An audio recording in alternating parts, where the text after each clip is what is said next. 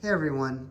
So I started making YouTube videos because when I was looking for Pagani watches online, I couldn't find any reviews, anything in person.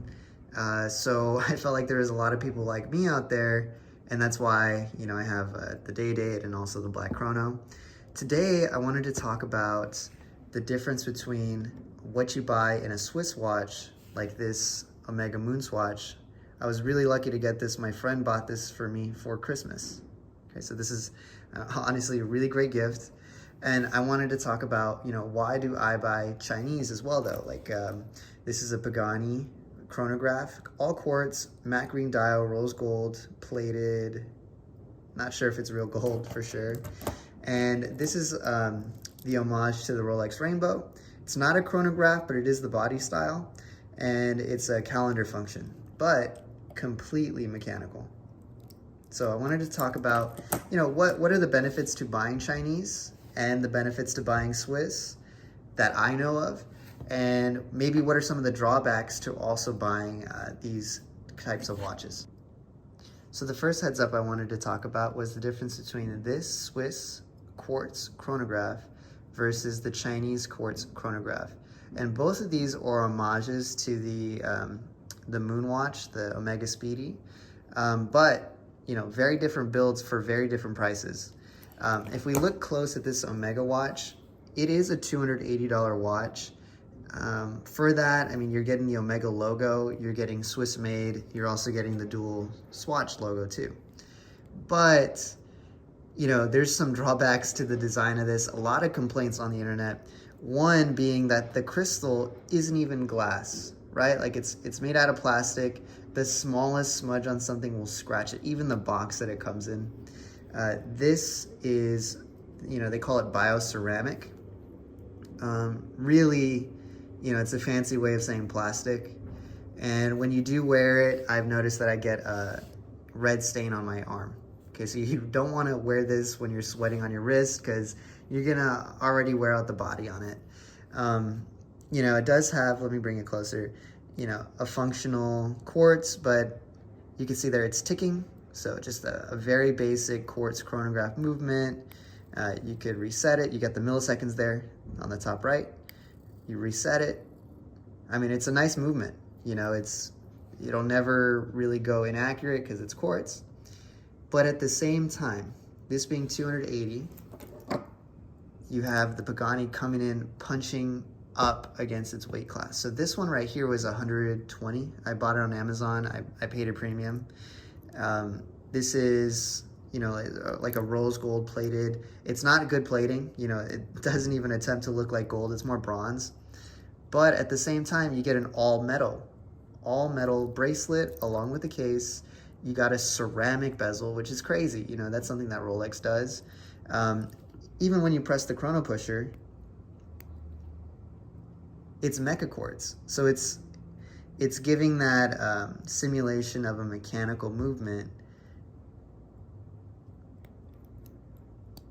with the same accuracy and reliability of a quartz watch.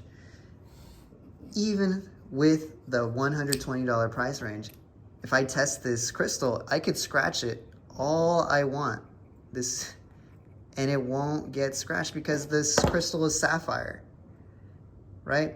So a lot of people ask me, why do you buy Chinese versus Swiss?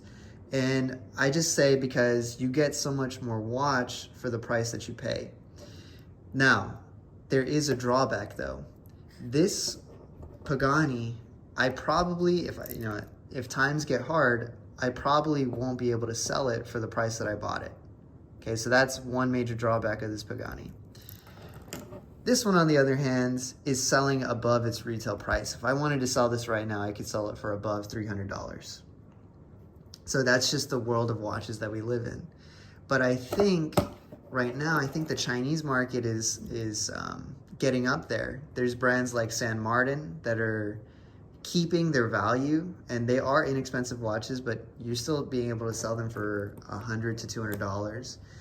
And even, let's say that we talk about that price drawback, you get the look of something that the Swiss wouldn't attempt. And if you bought something Swiss with this kind of look, obviously you're gonna pay over a couple $100,000, right? If you bought it retail. I mean, this in the Rolex form would be worth millions of dollars. Rolex also made this a mechanical chronograph, which is a lot harder. But, you know, for a lot of people that are just jumping into the watch market, maybe they don't care to spend that much money. And even in that price range of mechanical chronographs, you could get a Sugues or a Seagull, right? So that's what I'm saying. I'm a big fan of the utility that the Chinese market brings, and there's just so much variety that Pagani brings to the table too. These guys, you know, Pagani, they are copying watches. You know, they just don't do it with the logo. But so one of the drawbacks again of these Paganis is that when you wear them, it's a hit or miss in the watch community.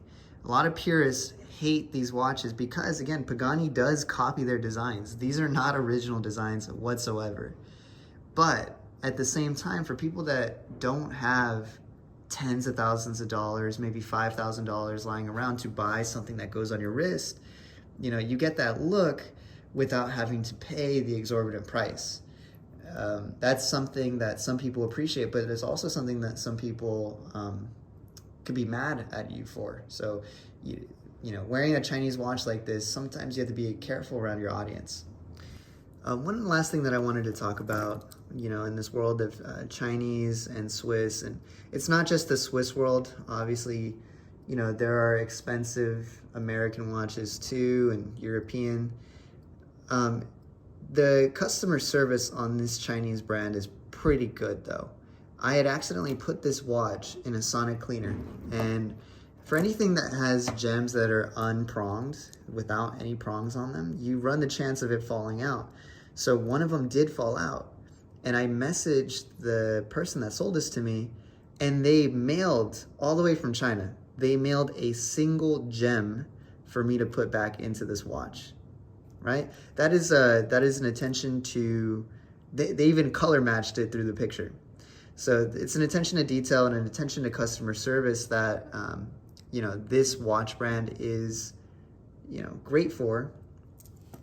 On the other hand, in just the expensive watch market in general, right? If you bought a Patek, if you bought a Rolex, you know, God forbid you lose a single link, you change the band and you lose that, whatever it might be, Rolex will not help you. The original company will not help you. And it's not that they don't want to help you, it's just they literally can't. And all the stock is sold, there's nothing to replace with. So because these are so popular, it ends up becoming a detriment to the experience of the consumer too. You have to wait in long periods of lines. Not to say that I won't buy watches like this. In the future, I do plan on buying some Hamilton, definitely a Grand Seiko. But again, if you care about what you get on your wrist for the price, it is the Chinese market that has the highest value. And so in the same sentence, I will definitely buy a Seagull in my future. The Chinese chronograph, I feel like, should be something that should be in everybody's collection. And I do plan on making a video so that you guys could see, you know, what that experience is like. So thank you for coming to watch this. It was just a little spiel that I had. Some people came up to me asking, why do I buy watches like this? So thank you for your time.